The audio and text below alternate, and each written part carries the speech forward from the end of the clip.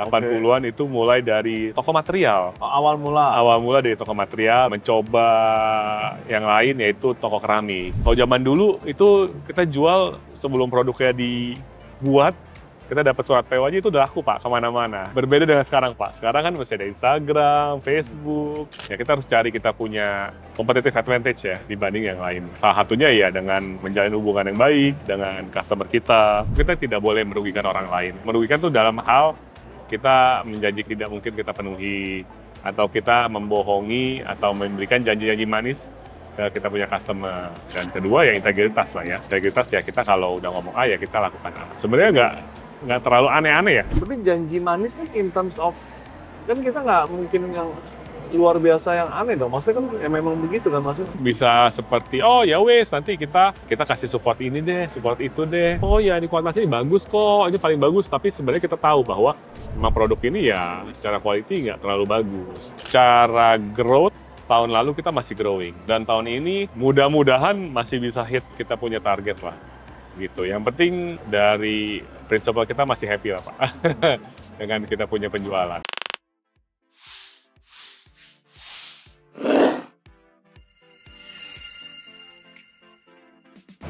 Selamat datang, terima kasih. Sama-sama Pak, thank you for having me. Pak Edward ini kan dari PT Artajaya Globalindo. Betul Pak. Dan Mega Home. Betul.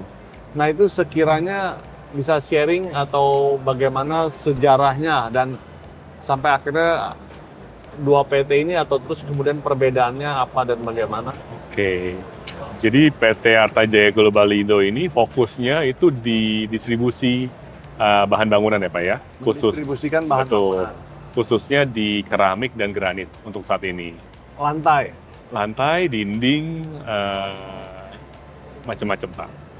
Jadi kita pegang sekitar 12 brand ya, untuk sebagian untuk wilayah Jabodetabek dan sekitarnya, sebagian juga nasional gitu. Nah ini kalau untuk Mega Home itu adalah retail chain kita Pak. Jadi toko mungkin mitra 10 tapi kecil ya, gitu. Modern market lah kita sebutnya, modern outlet. Betul, lebih ke arah finishing, di mana kita menjual kebutuhan finishing seperti keramik, granit, cat, lalu kunci-kunci, ya, material dong, material. Ya, tapi nggak pasir, nggak jual hebel, tapi lebih ke arah finishing, gitu. Itu sih. Dua hal itu. Jadi kalau Artajaya itu sebenarnya sudah cukup lama ya. Dengan perubahan nama PT dan sebagainya, itu dari orang tua saya. Jadi orang tua itu sudah, berapa ya? Memang di building material tuh dari 80-an lah. 80-an. 80-an. Kayaknya ya. 80-an itu mulai dari toko material. Awal mula. Awal mula dari toko material, mencoba yang lain yaitu toko keramik. Karena memang kebutuhan saat itu, keramik masih ini Pak, masih jarang. Oh, masih jarang. Pabrik yang betul, dan pabrik pun masih sangat jarang. Jadi kebetulan orang tua saya salah satu pionir yang mendistribusikan keramik lah Pak.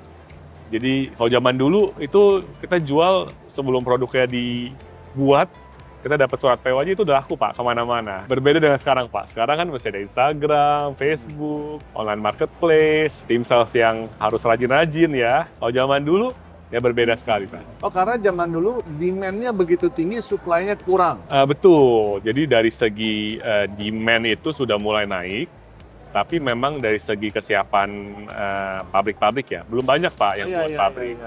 Gitu, jadi memang secara itu timingnya pas ya. Sekitar 80-an itu? Tahun 90-an kali. Oh, 90-an. Itu tahun 90-an, iya, begitu. Dari bermula satu toko itu? Dari satu toko ya. Di mana itu? Dulu awal-awal kita di Telugong Pak.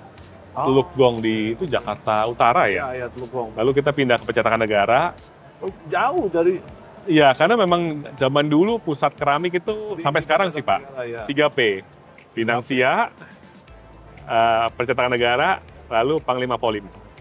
3P. Kalau di Jakarta itu 3P sebutannya. Nah, ya kita buka di Percetakan Negara. Begitu. Lalu dipercayakan lebih lanjut sama beberapa pabrik, kita bisa bikin merek sendiri, dan kita juga dapat beberapa merek baru, dan kita juga handle project-project Jadi intinya kita jual ke toko-toko, ke supermarket bahan bangunan, ke kontraktor-kontraktor, developer. Ya, itu seperti itu sih, Pak.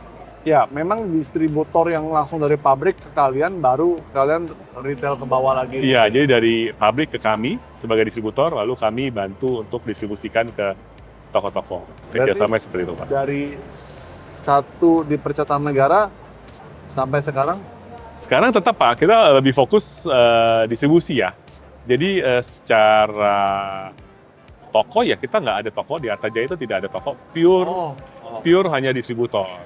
Nah, di situ di mana saya melihat ada kesempatan, saya coba buka yang namanya Mega Home. Mega Home ini idenya sih karena kita melihat di daerah-daerah pelosok tuh nggak terlalu banyak nih toko yang super komplit gitu loh. Jadi kita bantu untuk ke pasar memasarkan barang-barang yang mungkin di beberapa tempat itu susah dicari. Gitu. Jadi daripada jauh-jauh ke pusat kota, lebih baik mereka belanja di daerah yang cukup dekat. Mungkin memang tidak sekomplit Mitra 10 atau brand-brand besar lainnya, tapi cukup gitu untuk memenuhi kebutuhan pembangunan mereka. Nah ini kan berarti apakah masuknya di pelosok tuh kabupaten kah atau? Iya, jadi kalau kita ibaratkan misalnya kota kelas B apa ya, kota kelas B, kelas C. Misalnya kalau di Jakarta itu kan memang semua udah kelas A lah ya, memang Jakarta kota besar. Mungkin kalau di Banten itu kan ada Serang itu kan kayak pusat pemerintahannya. Cilegon itu yang lumayan develop. Mungkin kita kalau ke arah mungkin Pandeglang atau ke arah mana itu kan yang lebih jarang di mana toko-toko besar itu tersedia. Jadi pembeli itu harus berbondong-bondong ke kota besar seperti Serang atau di Cilegon gitu, Pak. Itu pemikiran kami. Tapi tetap memang eksistensi Artajaya Global Indo ini jasa nama PT ya sebagai distributor ya? Iya, betul. Basically akhirnya convert ke Mega Home ini? Enggak, bukan convert, Pak. Tapi kita sister company lah ya. Oh iya. Sister company lah. Jadi kita melihat ada peluang di sana untuk memasarkan produk kami sendiri juga, lalu juga untuk menyerap pasar di daerah-daerah gitu. Jadi seperti itu sih, Pak. Planningnya kita buka, ibaratnya kalau kita ngomong supermarket ya, maunya sih seperti Indomaret, Pak. Jadi kecil, mungkin nggak banyak barang-barang dijual, tapi tersedia dan cukup gitu loh untuk memenuhi kebutuhan di area tersebut. Nah, dibanding dengan seperti Carrefour atau Giant, nah itu ya seperti itu sih, Pak. Jadi planning kita seperti itu. Jauh ini berapa banyak sudah memang? Saat ini kita baru tes run 1, Pak. Jadi baru itu di Cikande. Jadi kita udah buka setahun lebih lah ya, setahun setengah ya. Gitu. Jadi tetap masih ada penyempurnaan yang harus dilakukan, sama harus beberapa hal ya yang harus PR saya ya, di mana nanti kita baru bisa expand gitu. Tapi memang semua kan bermula dari satu tempat. Betul, Pak. Iya. Makanya doain nih Pak Fernando nih, disupport dari Pak Fernando dan Proportio nih. Waduh. Berarti Pak Edward ini termasuk generasi kedua dong? Betul, saya generasi kedua. Tantangannya apa tuh sebenarnya? Tantangannya kalau dari segi market pasti berbeda ya, Pak ya. Udah beda zaman dari segi market. Jadi sudah beda zaman di mana mungkin kalau generasi pertama tantangannya lebih ke arah apa ya? Mencari produk ya. Lalu distribusi itu mengikuti karena memang pasarnya masih menyerap ya. Kalau di generasi yang sekarang ini karena kita lebih ke arah oversupply, Pak. Produknya oversupply. Betul, oversupply. Demand-nya untuk saat ini mungkin masih di bawah dari supply yang ada. Gitu. Jadi ya memang beda ya. Dan juga kan zaman dulu kan teknologi juga nggak secanggih sekarang, Pak. Kalau sekarang kan memang secara harga semua sudah terbuka, secara marketing mungkin lebih banyak faktor-faktor yang harus dipertimbangkan. Gitu. Saya yakin zaman dulu juga susah, Pak. Ya. Cuman mungkin zaman sekarang beda ya, gitu, beda tantangannya. Ya ini part of Mega Home ya, satu. Tapi kan Artajaya Global Indo ini kan memang sudah running dan well gitu maksudnya. Oh iya, tetap Pak, di mana kita harus mempertahankan pasar kita juga, Pak. Pasar kita harus pertahankan, di sisi lain juga ya kita harus cari peluang baru. Dan itu ya memang banyak saingan juga. Ya kita harus cari kita punya competitive advantage ya dibanding yang lain. Salah satunya ya dengan menjalin hubungan yang baik dengan customer kita, atau kita juga mulai marketing, memperkenalkan nggak cuma produk tapi perusahaan kita juga. Gitu. Produk yang tadi disebutkan ada sekitar 12 atau 12 jenis brand yang berbeda, betul. 12 jenis brand berbeda, tapi apakah itu dari 12 perusahaan yang berbeda? Belum Oh tentu. tidak. Jadi mungkin ada satu pabrik membuat beberapa brand, kita ditunjuk oleh pabrik tersebut untuk handle brand tersebut, gitu loh Pak. Apa aja nih sebetulnya kalau 12 ini boleh share? Saya share grup besarnya Pak ya. Ya. Kita ada kerjasama dengan pabrik ikat ya, Tangsadaya, ya. Lalu dari Mulia Pak, lalu Asia Platinum, Titanium juga ya, mereka untuk slab besarnya kompetitornya dari itu Pak, dari Quadra. Lalu kita juga ada kerjasama dengan pabrik-pabrik kecil ya, yang mungkin nggak terlalu banyak marketingnya, tapi secara penyerapan pasar cukup baik, seperti Gemilang, Gemilang. atau Kaisar. Pak Kaisar tuh setelah dibeli oleh Pak Hermanto Tanoko ya, Tankop, itu juga kita ikut bantu dalam hal penjualan. Itu sepertinya sih itu aja ya. Arwana kita ada jual di, saya punya chain Mega Home, tapi kita bukan distributor. Gitu. Itu kan mempengaruhi jumlah volume sama harga dong ya berarti ya, serap antara. Betul, setiap pabrik pasti punya pasar masing-masing. Jadi memang ada sebagian yang beririsan, cuman ya kembali lagi mereka punya pasar masing-masing. Jadi cara mereka mempertahankan pasar mereka, atau cara mereka untuk expand produk range mereka untuk merebut pasar baru, yaitu salah satunya ya memang harus balik lagi ke prinsipalnya. Dan kita juga sebagai distributor ya kita harus bantu push biar penyerapan pasarnya bisa terjadi gitu Pak. Dan memang yang terjadi saat ini adalah dunia ya, maksudnya dunia tuh supply banyak, demand menurun sebanyak itu. Betul. Atau kurangnya pembangunan sebenarnya. Kalau ngomong di Indonesia ya sebenarnya cara untuk menaikkan demand ya, yaitu ya balik lagi juga dari insentif dari pemerintah juga lah Pak. Jadi kita juga mengharapkan perumahan subsidi ini tetap berlanjut terus. Lalu di sisi lain ya, karena saya pangsa pasarnya itu lebih ke arah menengah dan menengah ke bawah, ya kembali lagi ini kan kebutuhan yang mungkin utama ya untuk pemilik rumah pertama.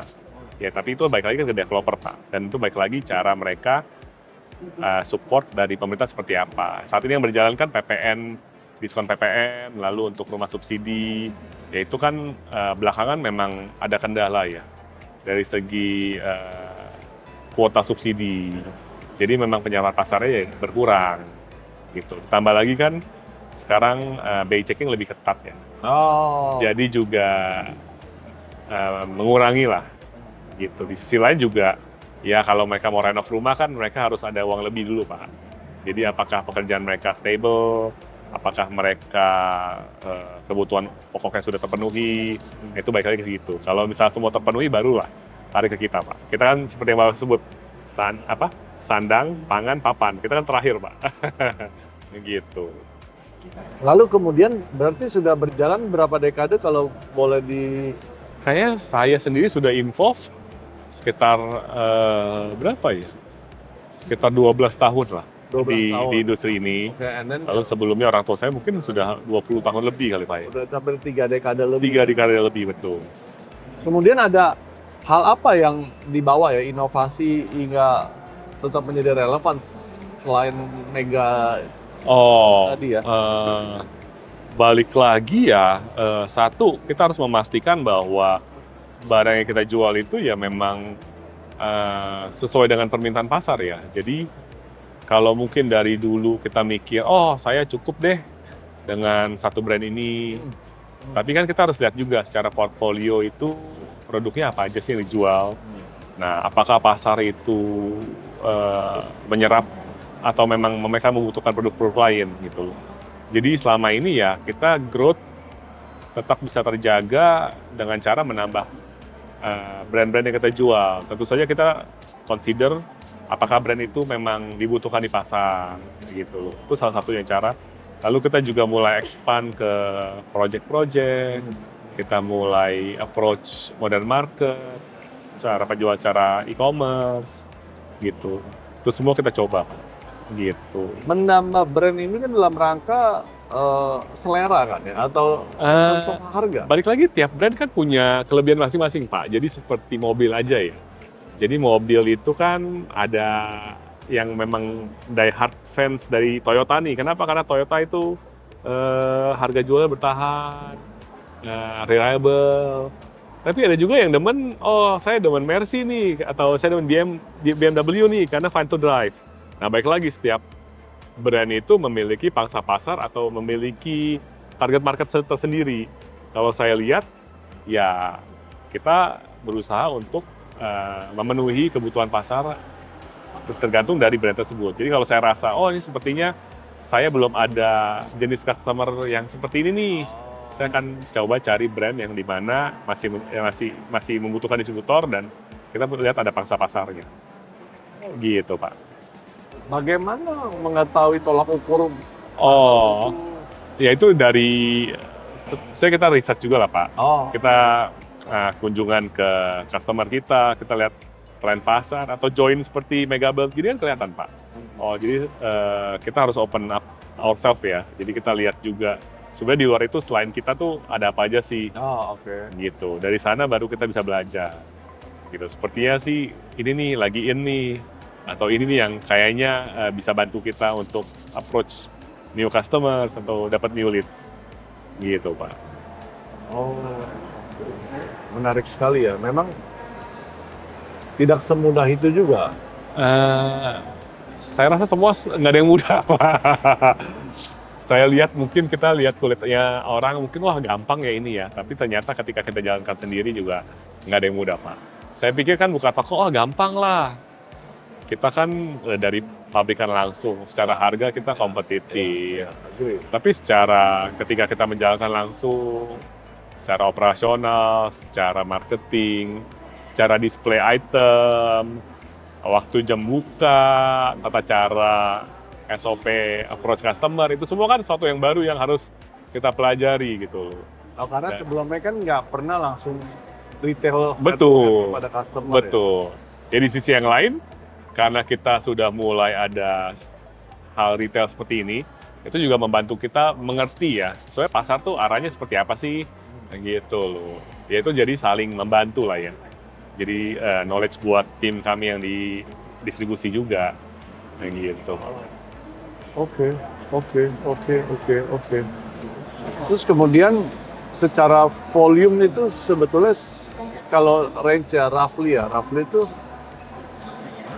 sebulan tuh bisa berapa ribu keping atau? Biasanya kita hitungannya meter Pak. Ya secara spektrum, ya mungkin saya nggak open kayak gimana, cuman cara growth tahun lalu kita masih growing. Dan tahun ini mudah-mudahan masih bisa hit kita punya target lah. Gitu. Yang penting dari prinsipal kita masih happy lah Pak.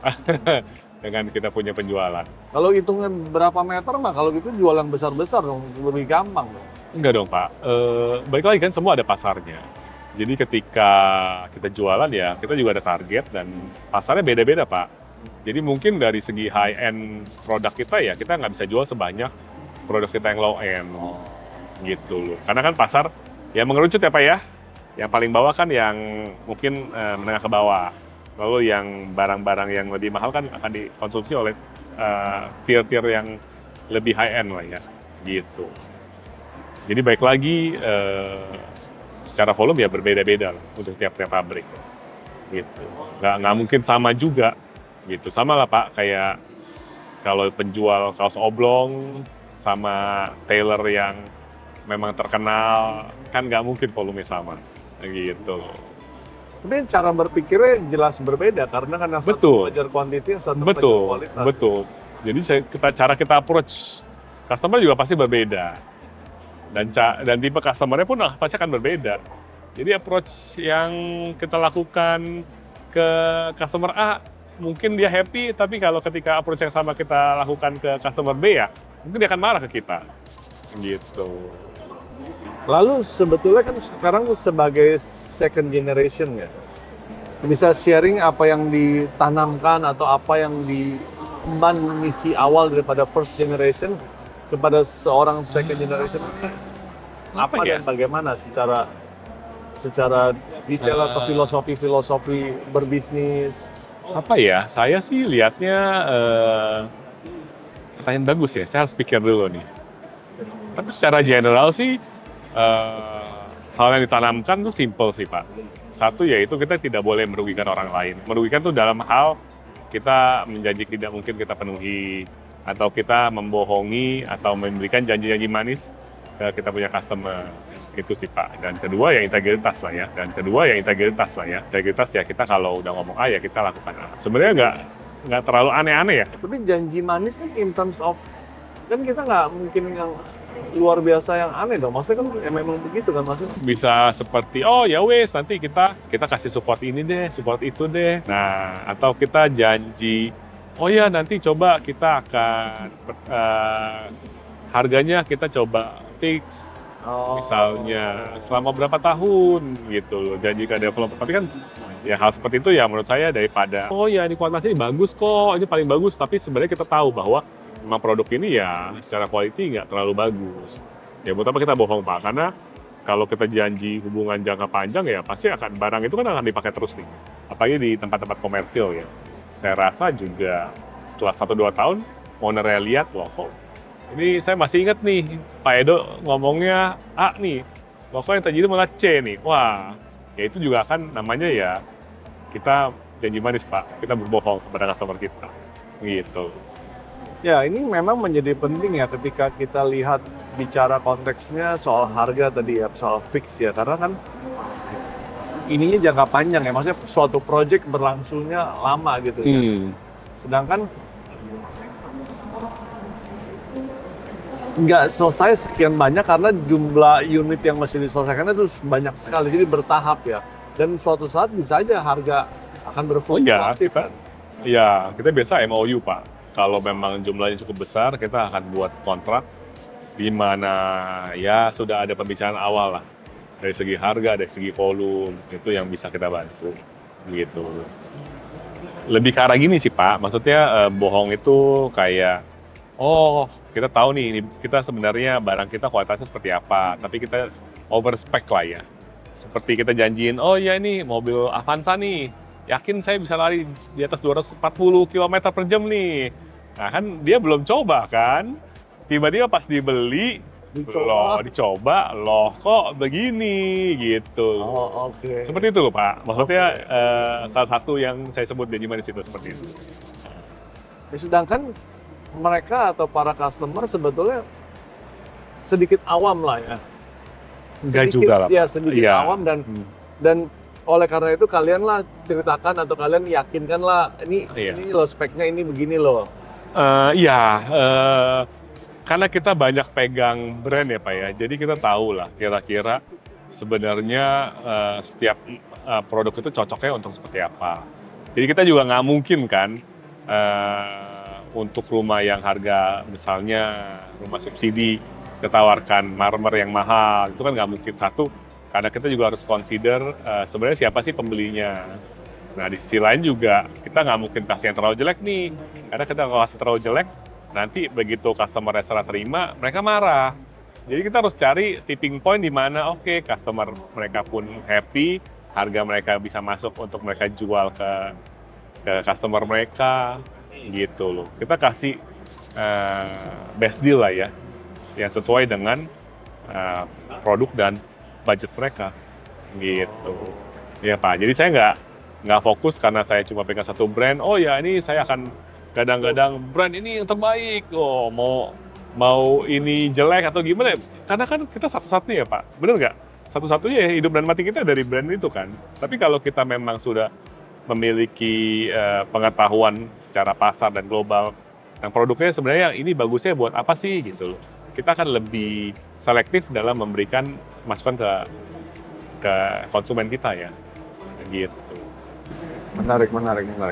Kemudian kalau kita berbicara mengenai Mega Build 2025 ini kan tagline-nya adalah innovating for sustainability tomorrow, kan? Lalu sekiranya nih dari Pak Edward sebagai part of PT Industri ini ya. Global Indo, apa yang sudah dilakukan atau meresponnya terhadap entah dalam perkembangan bisnisnya ya, sustainability for tomorrow-nya nih di mana dan bagaimana aplikasinya? Sustainability for tomorrow dari sisi mana nih? Dari sisi perusahaan saya? Perusahaannya. Oh, iya. Salah satunya ya mungkin dengan cara memberikan solusi yang terbaik ya buat customer kita ya. Agar Gitu. sustain terus. Agar sustain terus. Jadi satu ya kita harus juga update dengan apa yang terjadi di pasar, apa yang sebenarnya kompetitor kita lakukan. Kita juga harus bisa memberikan solusi yang terbaik gitu loh. Jangan sampai solusi yang baik itu cuman gimana ya? Sorry, saya refresh. Jangan sampai solusi yang kita kasih itu solusi yang jadul gitu loh. Oh. Maksudnya sekarang udah ada yang seperti ini nih, tapi kita tetap insist karena kita cuman taunya ini, kita kasih solusi yang di tahun 2000 mungkin nggak sesuai dengan solusi yang kita berikan sekarang gitu loh. Di 2000 mungkin bagus, tapi di 2025 mungkin akan ada yang lebih bagus gitu loh. Jadi kita harus tetap innovate, kita punya produk, kita punya cara jualan, kita punya sistem biar customer pun bisa mendapatkan value lebih, Pak. Kalau dari sisi sebagai kata-kata untuk atau cerita sharing yang menginspirasi kepada para follower Proportio dan halayak umum ini sekiranya bagaimana berinspirasi apa yang bisa dikatakan dalam berbisnis atau distributor gitu selama ini ya, selama ini berkarir dan berbisnis ya? Ya, apa ya? Saya rasa kita harus satu tetap positif ya, dan kita harus open mind dengan masukan-masukan dari teman-teman. Nah, cara kita bisa memilih masukan teman-teman kita baik apa tidak, ya kita harus satu memperluas jaringan kita ya. Seperti kita bernetworking, ketemu dengan orang-orang yang mungkin nggak harus di bidang yang sama, tapi mungkin juga sudah mengalami kesusahan-kesusahan mereka sendiri. Jadi kita juga bisa belajar nih. Jadi dan ujung-ujungnya kita juga berasa, oh ternyata ini gua nggak susah sendiri loh. Orang lain ternyata lebih susah. Dan kayaknya ini nothing nih compared to mereka nih. Nah, saya rasa di situ juga kita dapat penguatan tersendiri ya. Atau bahkan bisa sharing atau saling membantu untuk menyelesaikan masalah-masalah dan memberikan solusi yang ada. Iya, atau juga kita bisa kolaborasi antara masing-masing bisnis, di mana kelebihan satu bisnis kan bisa menjadi jawaban dari kekurangan bisnis lain, Pak. Gitu loh. Gitu. Cross-selling atau saling membantu dari cross-selling customer base, gimana. Macam-macam lah, Pak. Saya yakin yang penting kita open mind, terus sama tetap positif. Luar biasa sekali. Thank you, Pak. Terima kasih, Pak Edward. Thank you, sayang. Thank you nih udah di-invite. Waduh, sukses terus buat Pak Fernando.